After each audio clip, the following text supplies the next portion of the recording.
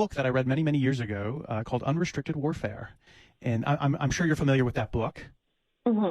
And essentially, just to kind of give a quick synopsis of the book, it's a book written by two CCP Air Force generals, if I remember, or colonels. Colonels, yeah. Yeah, in 1999, outlining how obviously China wants to become the world's dominant superpower and overtake the Western Hemisphere. And they realized at that point, at least in 1999, that the CCP could not beat the West militarily. At least then they couldn't. And so the plan or the strategy was to infiltrate the CCP into every aspect of the life in the West, whether it be, looking at pharmaceuticals or engineering or military intellectual property, farming, and so forth.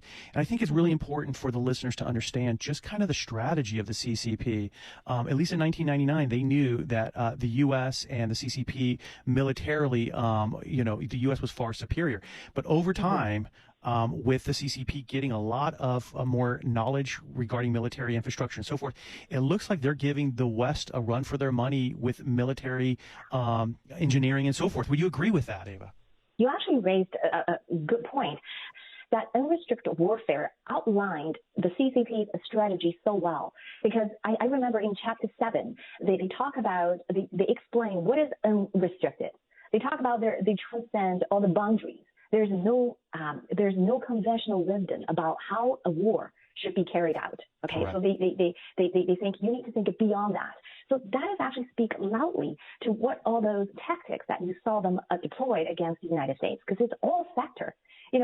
This word is actually Christopher Wray in 2017 when a speech that he delivered, he mentioned about the CCP actually using all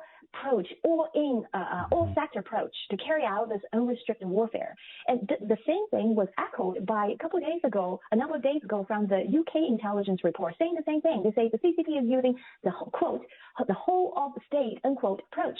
So what that means is they're really coming at you for economic, academic, Sure. Military, diplomatic, information, trade, every sector.